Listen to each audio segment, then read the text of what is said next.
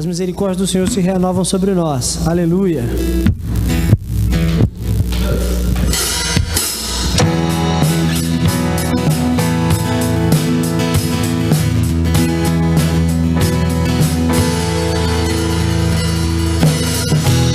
Quando as minhas forças se acabam e a minha esperança no Senhor parece não resistir, minha alma se abate dentro de mim, o coração começa a se lembrar daquilo que renova a esperança, as misericórdias do Senhor não tem fim, grande é o seu amor. A cada manhã as misericórdias se renovam. A cada manhã as misericórdias se renovam. A cada manhã, a cada manhã.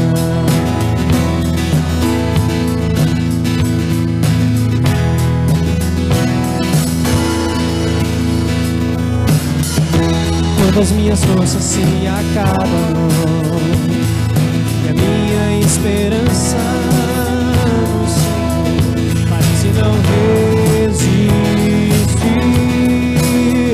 minha alma se abate dentro de mim, meu coração começa a se lembrar daquilo que renova a esperança, as misericórdias do Senhor não tem fim, grande é o seu amor. A cada manhã as misericórdias se renovam. A cada manhã as misericórdias se renovam. A cada manhã, a cada manhã as misericórdias se renovam. A cada manhã as misericórdias se renovam. A cada manhã, a cada manhã.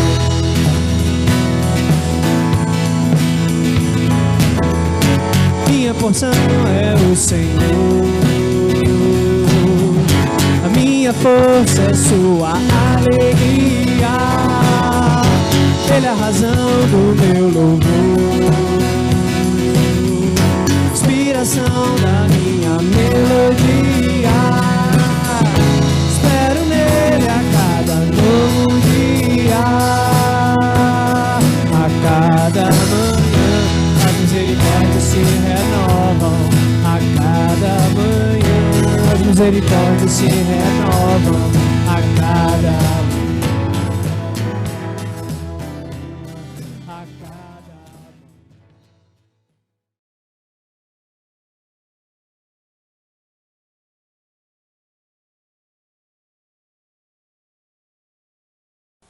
Queridos, vamos abrir a palavra do Senhor em Gênesis capítulo 7, e nós vamos do verso 17 até o verso 24, dando continuidade à nossa série de mensagens no livro de Gênesis, capítulo 1 até o 11. Gênesis 7, 17 a 24. O dilúvio durou 40 dias sobre a terra. As águas subiram e elevaram a arca sobre a terra. As águas prevaleceram e aumentaram muito na terra. A arca, porém, flutuava sobre as águas.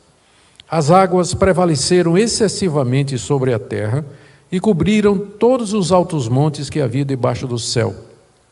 As águas ficaram 7 metros acima deles e os montes foram cobertos. E morreram todos os seres vivos que se moviam sobre a terra. Aves, animais domésticos, animais selvagens e todos os enxames de criaturas que povoam a terra e todos os seres humanos. Tudo o que havia em terra seca e que tinha fôlego de vida em suas narinas morreu.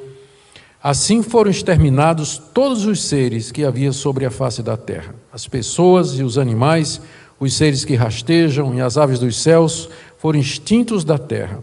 Ficou somente Noé e os que estavam com ele na arca, e as águas prevaleceram sobre a terra durante 150 dias.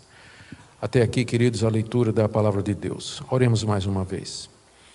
Agora, Pai, nós pedimos que Teu Espírito Santo ilumine o nosso coração, o nosso entendimento, para que nós possamos perceber o Teu ensino aqui na Escritura. Esse cataclisma, essa catástrofe tremenda que veio sobre o mundo antigo, como resultado do Teu desprazer, da Tua ira para com a raça humana. Nos ajuda a ler e entender e aplicar ao nosso coração. Oramos que o Senhor queira abençoar também aqueles que nos seguem através da transmissão. Que todos que ouvem a Tua palavra sejam tocados por ela. É a nossa oração em nome de Jesus. Amém. Queridos, após um século de trabalho, a arca finalmente ficou pronta. Feita de cipreste, calafetada por dentro e por fora, com compartimentos nos seus 3 andares, exatamente como Deus havia mandado. Noé obedeceu meticulosamente as instruções do Senhor. Era um barco gigantesco estacionado lá na terra árida, terra seca, motivo de curiosidade para todos os habitantes da região, quando não de escárnio e de zombaria. Então Deus ordena que Noé entre na arca com toda a família e os animais. Somente eles iriam escapar daquele desastre que estava chegando. E com Noé os animais foram chegando e entrando, nós vimos isso na mensagem anterior, animais e aves para preservar as suas espécies, animais e aves limpos para sacrifícios do Senhor, animais e aves limpos para o alimento do homem. E após Noé ter entrado na arca, Deus fecha a porta e manda o dilúvio das águas. Nós vimos que as águas vieram de cima, as águas superiores, o texto fala das comportas do céu se abriram, e vieram de baixo também, as águas inferiores, vieram borbulhando das fontes, rios, veios subterrâneos, subiram para a face da terra. Aquilo era o juízo de Deus sobre o mundo antigo, havia começado. E Deus tinha visto a corrupção de toda a raça humana e a mistura das linhagens de Sete e de Caim. E com isso a deformação do culto, a deformação da família e a deformação da sociedade. E a ira de Deus agora estava prestes a desabar sobre a humanidade rebelde. Somente Noé e a sua família estavam a salvo dentro da arca. O que nós lemos, acabamos de ler, é a descrição que Moisés faz da chegada do dilúvio e os seus efeitos. Eu quero aqui destacar 6 pontos do registro, por favor, me acompanhe. Vejamos então essa descrição que Moisés faz do dilúvio. Primeiro, ele nota, nos versos 17 a 18, que as águas começaram a subir sobre a terra. O dilúvio durou 40 dias sobre a terra. As águas subiram e elevaram a arca sobre a terra. As águas prevaleceram e aumentaram muito na terra. A arca, porém, flutuava sobre as águas. Foram 40 dias e 40 noites de chuvas e águas jorrando do chão, trazendo enchentes turbulentas, maremotos, tsunamis e tempestade uma atrás da outra, 40 dias em sequência. E como resultado, Moisés diz aqui, as águas subiram, prevaleceram e aumentaram na terra. Curioso que a palavra aumentaram aqui é a mesma palavra que Deus usa em Gênesis capítulo 1, verso 22, quando ele se refere aos seres vivos que criou, aumentem sobre a terra, é a mesma palavra que ele usou quando criou o homem, dizendo, vocês devem se aumentar sobre a terra. Só que agora quem aumenta são as águas, é a mesma palavra, uma ironia, por assim dizer, da parte de Deus. Elas não só aumentaram, mas elas também se multiplicaram sobre a face da terra. E a outra palavra que Moisés usa, aqui no verso 18, ele diz que as águas prevaleceram, da ideia de que nada ficou no caminho, tudo foi destruído. como que as águas elas vieram ao encontro, elas caíram em cima, partiram para o ataque propriamente dito, como se fosse uma guerra, uma batalha, e as águas prevaleceram, não tinha nada que pudesse resistir ao poder daquelas águas de cima e de baixo que estavam cobrindo todo o planeta. E é provavelmente daí que nós temos grandes transformações geológicas, mudança no solo, na geografia, foi um cataclisma que mudou realmente a face do nosso planeta. Mas no verso 18 diz que a arca, ela flutuava sobre as águas. Ela não foi feita para navegar, ela foi feita para boiar, porque é só isso que precisava, não tinha que ir para lugar nenhum, tinha só que boiar mesmo, e isso ela fez muito bem. Diz Moisés aí no verso 18 que as águas levantaram a arca do chão, e a arca foi subindo, enquanto as águas rugiam, furiosas, assaltando e destruindo cidades, vilas, casas, a arca flutuava em segurança na sua superfície. Essa é a segunda observação. A terceira observação está aí do verso 19 a 20, quando Moisés diz que as águas subiram a ponto de cobrir, inclusive, os montes altos que havia debaixo do céu. Verso 19 e verso 20, as águas prevaleceram excessivamente sobre a terra e cobriram todos os altos montes que havia debaixo do céu.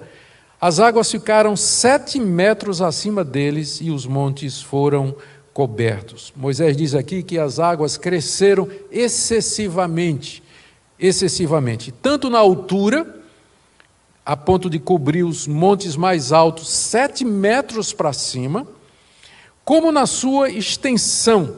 Diz Moisés aqui que todos os altos montes debaixo do céu foram cobertos de água. O resultado é que o mundo antigo, ele todo ficou debaixo de água. A linguagem que Moisés usa aqui, o texto, se você faz uma leitura natural do texto, ele sugere que o dilúvio foi universal, porque diz que todos os altos montes debaixo da terra foram cobertos 7 metros para cima. O resultado, então, é que o mundo antigo ele foi todo coberto com água. Embora todos os montes antigos possa significar todos aqueles naquela área para onde a humanidade havia se espalhado e todos os animais haviam se concentrado, o mais natural é que seja tomado no sentido absoluto, a ponto de Moisés dizer que não escapou absolutamente nada. Não há nada no texto que nos impeça de entender que essa catástrofe ela foi de natureza universal. Ela cobriu, de fato, o planeta. A quarta observação que nós queremos fazer aqui, do registro de Moisés, é que ele diz nos versos 21 a 23, com toda ênfase, que as pessoas, animais e aves do mundo antigo morreram afogados nas águas. Moisés usa 3 verbos para se referir a isso. Ele fala que eles morreram, versos 21 e 22, que eles foram exterminados, verso 23, e que eles foram extintos, verso 24. Ou seja, 3 verbos escolhidos para dizer que não escapou nada. Eles morreram, foram exterminados, eles foram extintos. E esses verbos, não morrer, mas extintos e exterminados, eles exigem a ação de alguém de fora. Ou seja, foi alguém que fez isso. Se foi extinto, é porque tinha alguém que fez com que fosse extinto. Se foi exterminado, é porque teve alguém que promoveu aquele extermínio. Tudo isso apontando para Deus como sendo o autor dessa catástrofe que destruiu o mundo antigo de maneira tão absoluta, de maneira tão radical como nós encontramos aqui. Deus tinha dito a Adão, quando o criou e o colocou no jardim, que no dia que ele pecasse, ele certamente haveria de morrer. E que o seu pecado, ele seria imputado, ele seria atribuído a toda a criação, porque Adão foi criado à imagem e semelhança de Deus e como representante de Deus sobre toda a criação. O pecado de Adão, portanto, atinge não somente os seus descendentes, mas atinge todos os seres vivos que ele nomeou, o que indicava autoridade e domínio, e todo o cosmos, porque o homem era a expressão, a semelhança de Deus ali no mundo que ele havia acabado de criar. O dilúvio, portanto, veio como uma amostra terrível das consequências do pecado. Morreram, diz Moisés no verso 21, todos os seres vivos que se moviam sobre a terra e que Deus havia criado. Morreram, aí vem a relação, aves, animais domésticos, animais selvagens, enxames de criaturas, animais que rastejam na terra. Em particular, Moisés destaca, morreram todos os seres humanos, todas as pessoas. Havia transcorrido cerca de 10 a 11 gerações, desde o tempo de Adão. E aí não escapou ninguém. Morreram os cainitas, os descendentes de Caim, o primeiro assassino. Morreram os moradores da cidade de Enoque, a cidade que foi construída por Caim, em homenagem a Enoque, o seu filho. Morreram todos os cainitas, e com eles seus filhos e filhas. Morreram os descendentes de Sete, a linhagem santa, a linhagem separada, a linhagem pela qual vinha a linha da esperança, que tinha a promessa da chegada daquele que esmagaria a cabeça da mulher. Morreram os setitas, porque haviam se misturado com os cainitas. Morreram os gigantes, aqueles poderosos mencionados no capítulo 6, que espalhavam violência e terror sobre toda a terra, e que eram fruto da união das duas linhagens. Morreram todos os seres humanos que habitavam na terra naquela época. Moisés diz no verso 23 que todos eles foram extintos da terra. O mundo antigo terminou debaixo das águas, morreu por afogamento. Não foi uma catástrofe natural. Isso aqui o texto deixa muito claro. Embora Deus tenha usado meios naturais, como as águas que ele tinha criado, a chuva e a explosão dos rios e das águas subterrâneas, entretanto, aquilo foi um ato de Deus. Foi um ato de Deus, foi um derramar da sua ira contra a humanidade rebelde, a humanidade que havia voltado as costas para ele, a humanidade que não mais o atendia e não mais queria saber dele. A quinta observação que nós tiramos do texto é do verso 23, final do verso 23, quando Moisés destaca que somente Noé e os que estavam com ele na arca é que escaparam. Noé e os que estavam com ele. Ficou somente Noé e os que estavam com ele. Daquele mundo antigo, restou somente um, Noé. Com ele, a sua mulher, os seus 3 filhos e esposas. E juntamente com eles, espécies de animais e aves para preservar a criação. Eles foram salvos pela arca e na arca que que Noé preparou. Isso porque Deus havia soberanamente escolhido Noé para preservar a raça humana e o seu culto de toda aquela geração depravada, pervertida, que havia abandonado a Deus um homem somente. E só pode ter sido pela graça soberana de Deus, porque Noé partilhava da mesma natureza corrupta dos seus contemporâneos, eram todos descendentes de Adão. Ele era tão pecador como os demais, como veremos em seguida. Era tão pecador como os demais, somente a misericórdia de Deus, dentro do seu plano de preservar o seu povo, um povo para o seu louvor, preservar a raça humana, preservar o seu culto, é que Noé é salvo. E, por último, no verso 24, nós temos o registro que Noé faz do tempo total da inundação. E as águas prevaleceram sobre a terra durante 150 dias. 150 dias depois do início, as águas param de crescer. E elas então começam a diminuir. E um novo mundo vai surgir. A esperança não tinha morrido com o mundo antigo. E é o que nós vamos ver na próxima mensagem, se Deus assim nos permitir. Agora, me permitam partir para uma segunda parte dessa mensagem, mencionando 3 questões geralmente associadas com o dilúvio. A primeira delas é o fato, no mínimo, curioso e revelador, de que existem mais de 200 relatos sobre o dilúvio em culturas diferentes pela terra. Existem relatos sobre uma grande inundação que afogou o mundo antigo, oriundos da América, Oriundos do Brasil, pelo menos 3 tribos brasileiras conhecem a história do dilúvio.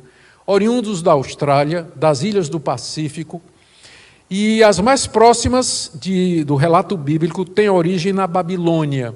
E são 3. A história sumeriana do dilúvio, a epopeia de Gilgamesh e a epopeia de Atrahasis. De onde vieram essas histórias?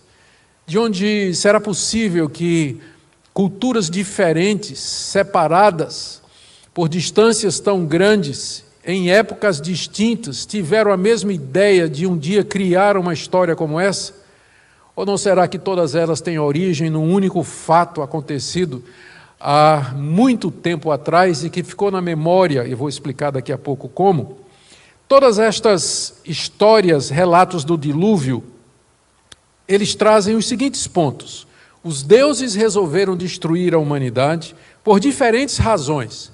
Os relatos babilônicos dizem que os deuses estavam com raiva dos homens porque os homens faziam muito barulho. Eu posso entender, onde eu moro, perto tem uma casa de pagode. Eu, se fosse Deus, já teria feito a mesma coisa, né? Com certeza. Então, os deuses irritados com o barulho do homem, outros preocupados porque eles estavam se espalhando rapidamente pela terra, ocupando tudo. O segundo tema é que um único homem com sua família se salva num barco, porque o meio que os deuses acharam de acabar com a humanidade foi exatamente uma grande inundação. E alguns desses relatos falam de pássaros que foram enviados da arca ou do barco para saber a hora de sair. E todos eles falam do recomeço da humanidade uma vez que a inundação passou.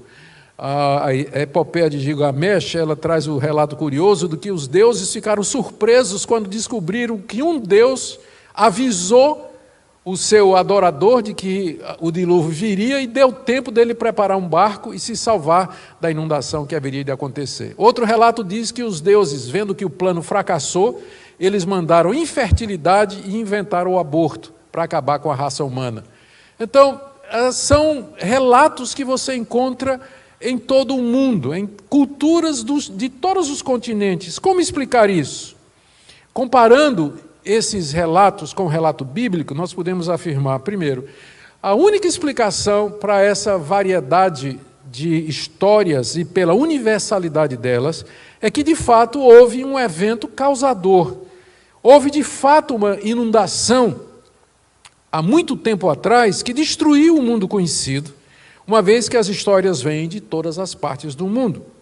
E a origem dessas histórias só pode ter sido a seguinte: Noé e os seus filhos contaram o que tinha acontecido para os seus filhos, que contaram para os seus filhos, que contaram para os seus filhos, eles se espalharam, nós iremos ver isso aqui, eles se espalharam pela face da terra, e à medida que eles se espalharam, eles foram contando, e a história foi sendo alterada, ela foi sendo adaptada, especialmente à visão de mundo, aos novos deuses que eles adoraram, às diferentes culturas, de forma que você tem hoje esses relatos bem diferentes, mas que têm esses motivos centrais: a grande inundação, a ira dos deuses, o dilúvio, o homem se salva num barco.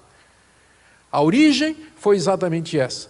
E o relato que nós temos na Bíblia, ele foi o relato que Deus preservou através dos descendentes de Noé, via seu filho Sem, que vai ser o pai de Abraão, que vai ser o pai da nação de Israel e que vai nos dar esse relato que nós temos aqui na Bíblia. Deus preservou o relato verdadeiro nas Escrituras como nós temos hoje.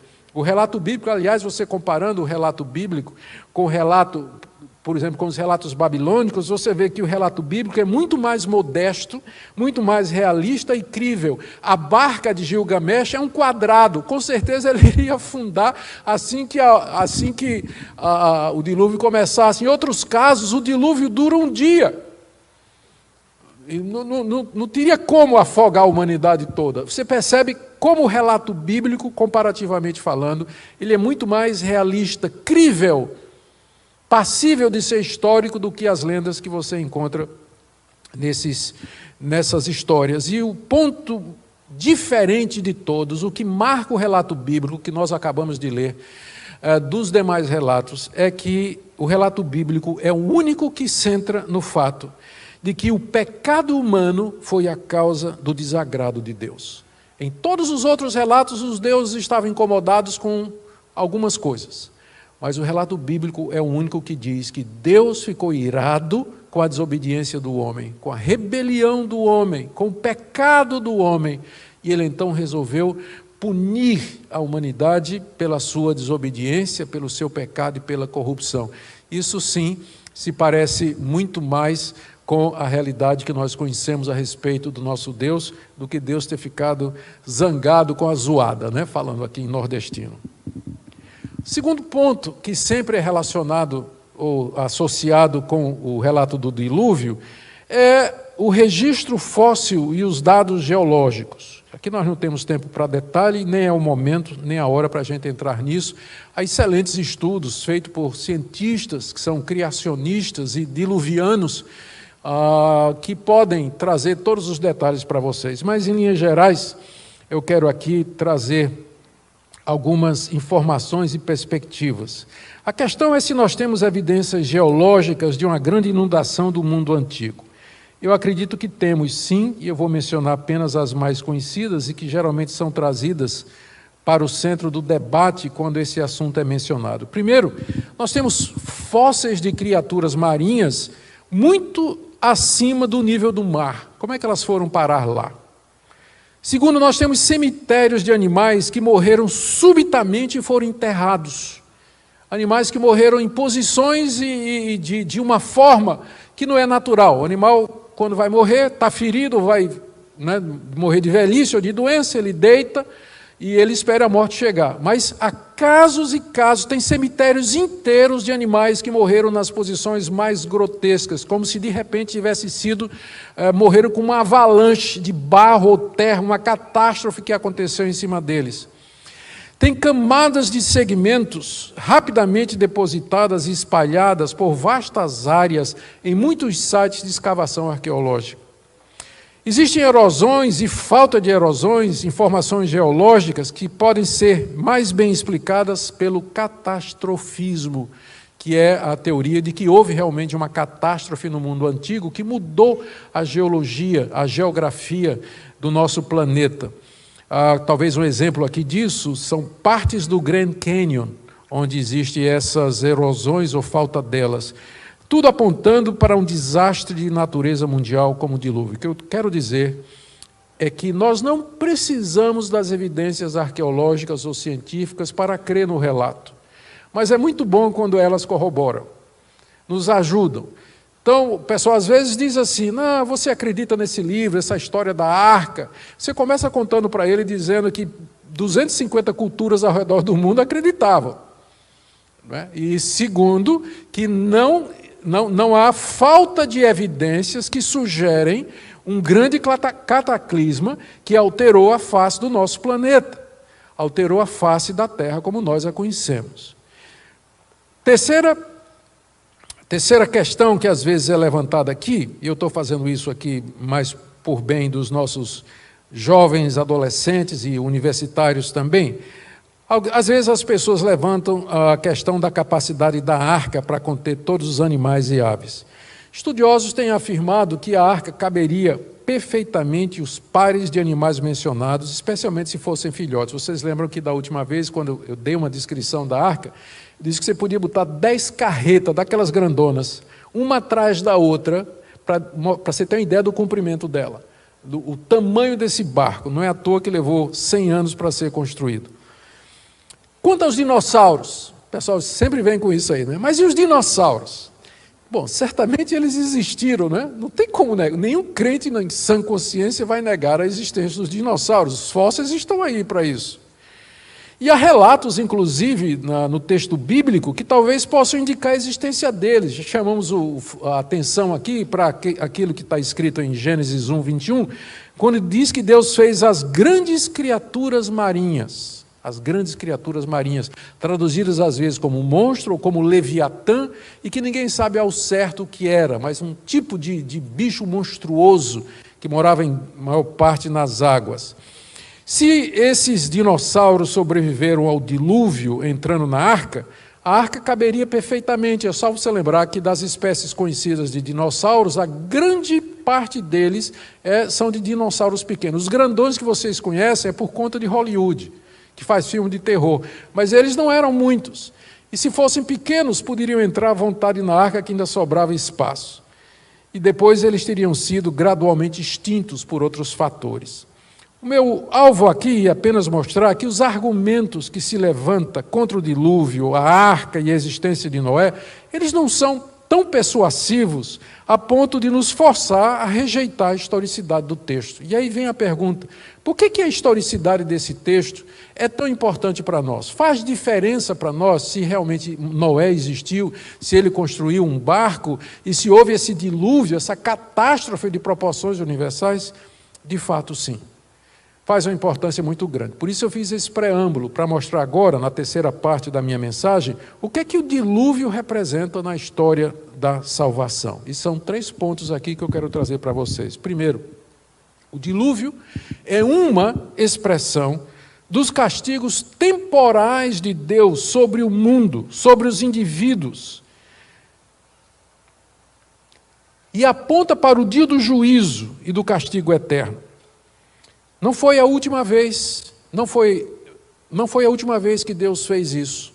Porque logo em seguida, no livro de Gênesis, nós vamos ler de Sodoma e Gomorra, que foram extintos da face da terra pela ira de Deus. Nós vamos ler a respeito dos desastres que Deus trouxe sobre o Egito, no livro de Gênesis, destruindo o Egito com 10 pragas que avassalaram o país completamente e derrubaram o poderoso faraó. Nós vamos ler no livro de Josué como Deus, através de Israel, destruiu as nações cananeias, 7 povos cananeus que habitavam ali na terra prometida, que há 450 anos vinham provocando a ira de Deus. Nós vamos ler de como Deus destruiu a cidade de Jerusalém no ano 70, através da invasão dos exércitos romanos, exatamente porque aquela geração de judeus se recusou a crer no seu Filho Jesus Cristo como Messias. O próprio Jesus profetizou que haveria fomes, epidemias, pestes, terremotos, todas essas catástrofes, desde o dilúvio até o dia de hoje. Catástrofes que têm estado presentes na história da humanidade, em diversas épocas, em diversas culturas. São fenômenos da mesma categoria. São fenômenos da mesma categoria. São juízos temporais de Deus sobre a humanidade pecadora, rebelde e incrédula. Quando nós estudamos sobre a santidade de Deus e a sua ira, em teologia sistemática, a gente faz a separação entre os juízos temporais, ou penas temporais, e as penas eternas. As penas temporais são catástrofes dessa natureza, com as quais Deus aflige a humanidade por conta da sua rebelião e dos seus pecados. Maremotos, tsunamis, inundações, dilúvios, terremotos, pestes, pragas, epidemias, pandemias. Isso são castigos temporais, ou seja, eles são afetos a esse tempo aqui. Eles são ligados ao tempo em que a humanidade vive aqui. Em contraste com os castigos temporais, nós temos os castigos eternos ou as penas eternas, que a Bíblia se refere como inferno, como lago de fogo e enxofre, e como sofrimento eterno que não tem fim. Estas são as penas eternas, castigos eternos. Os castigos temporais, eles são uma sombra, uma amostra e um aviso a respeito dos castigos eternos. Eles não são nada comparados com a ideia de um sofrimento eterno no inferno, sem fim, onde há choro e ranger de dentes. Então, o dilúvio é um aviso de Deus para a humanidade. E depois do dilúvio, todas essas catástrofes que eu mencionei e outras. Por que nós cremos assim? Porque cremos que Deus, se você vem acompanhando o Gênesis desde o começo, não tem outra explicação para nós, não tem como fugir dessa conclusão. O Deus que do nada criou tudo o que existe, Ele que é Senhor de todas as coisas, que governa tudo o que há, que criou o homem à sua imagem e semelhança, que colocou o homem sob o teste, que o avisou das consequências do pecado. Nós não podemos olhar para isso tudo e tem gente que ainda acha assim, não, Deus não tem nada a ver com isso. Essas coisas não tem nada a ver, né? Deus é um Deus de amor. Ué, Deus é o Deus de amor, mas dizer só isso é meia-verdade, e meia-verdade é sempre uma mentira completa. Deus é também justo, Ele é santo, e nós não podemos ignorar isso. Por isso que para nós é importante que a história do dilúvio seja real, porque o nosso Deus não é um Deus de ficção, não é a lenda, não é a projeção da minha cabeça em procura de um pai que cuide de mim nas minhas horas de necessidade, mas é o ser eterno, criador de todas as coisas, que tem uma vontade, que tem um plano e tem um propósito, e que é santo nos seus caminhos. Por isso que é importante que nós recebamos esse relato como sendo histórico, ou seja, que de fato aconteceu como a Escritura nos diz.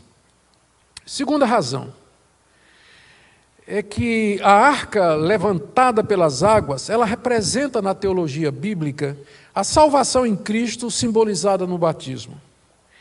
De acordo com Pedro, e eu queria ler para vocês aqui, as mesmas águas que destruíram o mundo foram as mesmas que elevaram a arca e salvaram Noé e sua família. Primeira carta de Pedro 3, de 20 a 21.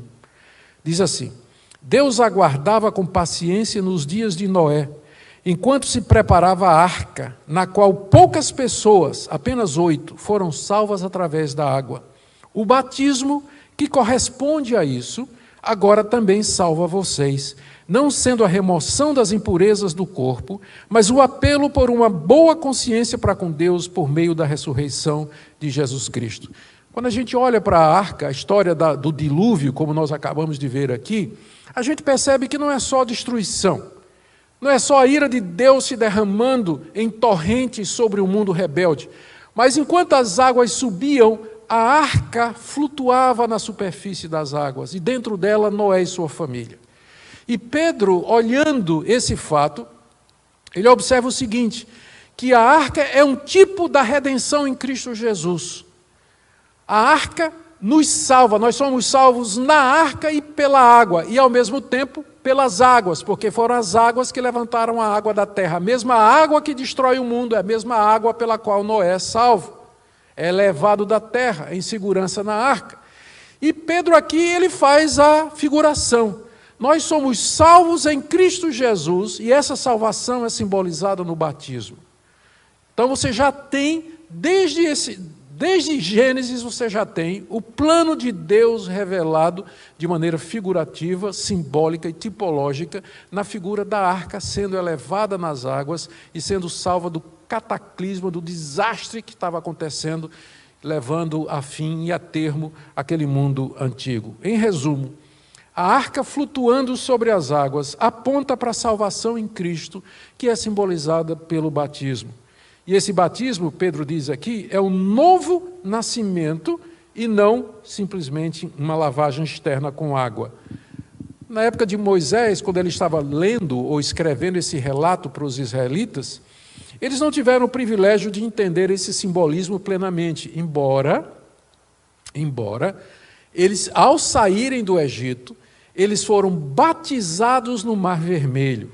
É a expressão que Paulo usa em 1 Coríntios 10. Quando Moisés abre o Mar Vermelho, eles passam ali, 1 milhão de pessoas, crianças, mulheres, homens, atravessam ali, e Paulo vai dizer em 1 Coríntios capítulo 10, que eles foram batizados em Moisés, na nuvem e no mar.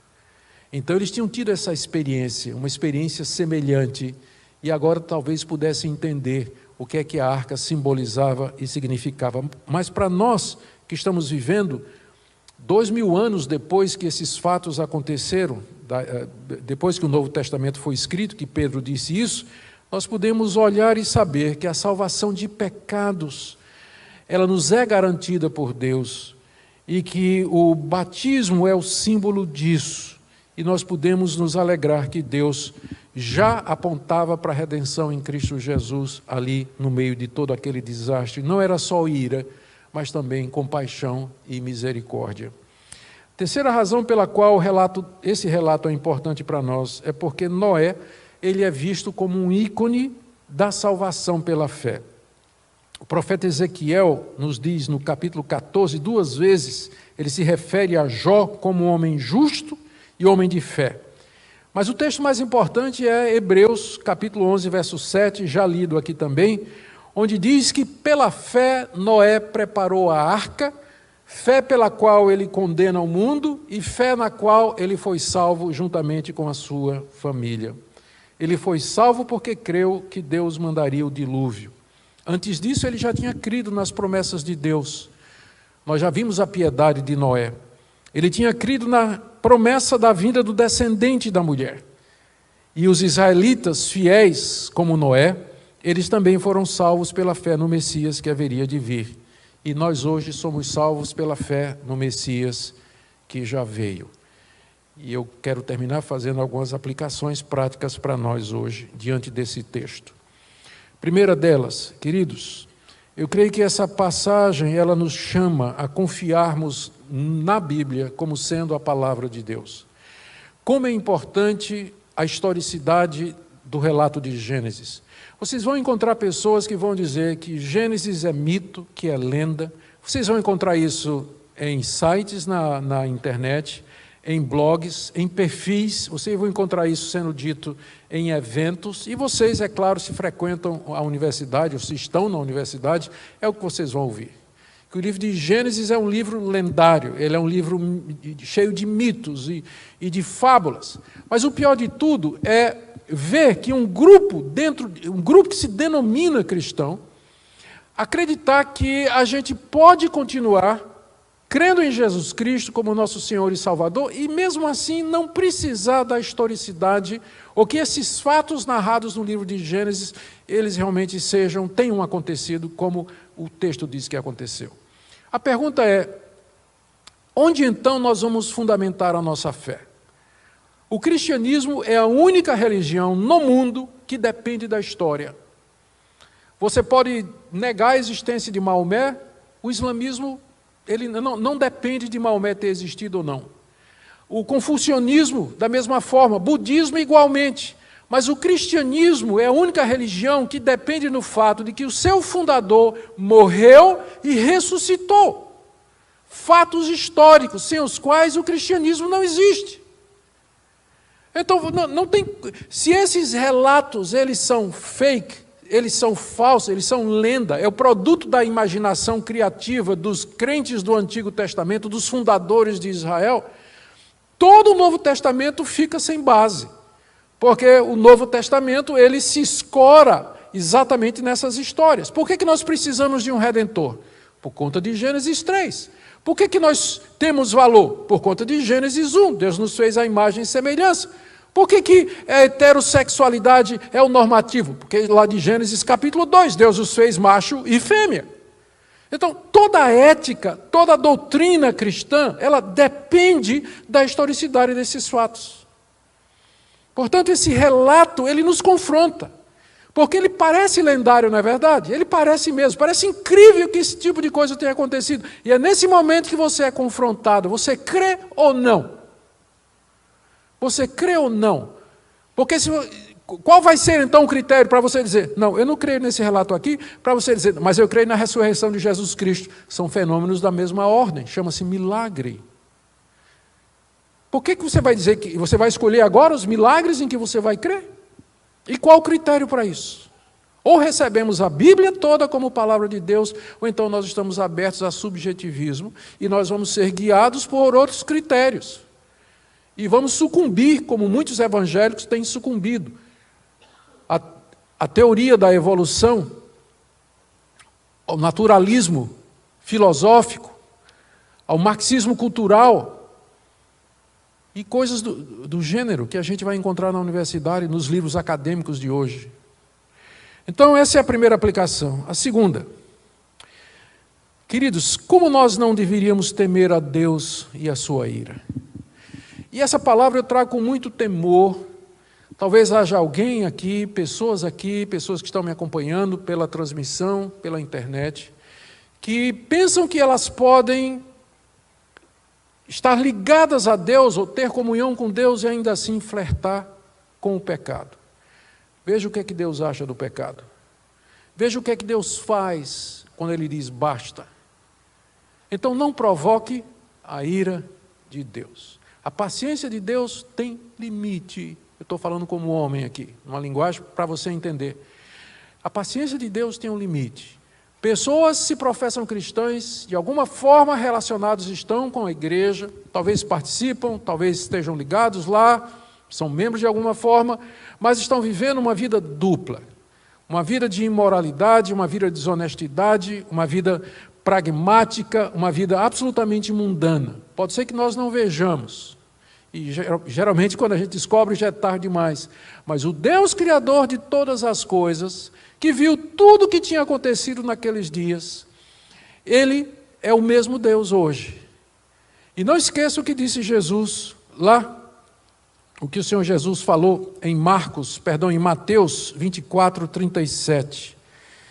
Ele diz que assim como nos dias de Noé, comiam, bebiam, casavam-se, davam em casamento, assim também será o dia do Senhor. Lá eles não perceberam até que veio o dilúvio. E assim também será no dia em que Jesus Cristo voltar em juízo. O dilúvio aponta para o dia do juízo. E antes disso, os castigos temporais. Então eu queria que você meditasse nisso. Aqui nós não estamos brincando de Deus, não. Não estamos brincando de Deus. Nós levamos muito a sério o cristianismo. Levamos muito a sério o cristianismo. Então se você quer de fato, se você tem interesse de fato em viver uma vida para Deus, uma vida consagrada a Jesus Cristo, você está no lugar certo. É isso que nós queremos também. Somos pecadores, miseráveis, mas a nossa confiança está naquele que foi simbolizado na arca, Cristo Jesus, que é a nossa salvação, e nele nós esperamos escapar das águas do juízo final. E minha última palavra de aplicação é que nós busquemos ao nosso Deus pela fé em Cristo para encontrarmos misericórdia e salvação. Se Noé encontrou graça da parte de Deus, você também pode encontrar. Se você se sente culpado, se sente condenado, incerto do seu relacionamento com Deus, então você pode buscá-lo, porque Ele é um Deus de misericórdia, um Deus de perdão, um Deus compassivo, que no meio de todo aquele desastre que veio sobre o mundo antigo, Ele salvou e preservou alguém que o amava e que o buscou, e que era Noé. Ele é o mesmo Deus. Portanto, busque esse Deus em Cristo Jesus, busque ao Senhor enquanto se pode achar. Amém? Queira Deus aplicar essa palavra ao nosso coração, queridos, e que Ele nos quebrante diante dEle e que nos faça viver para a sua glória todos os dias da nossa vida. Amém?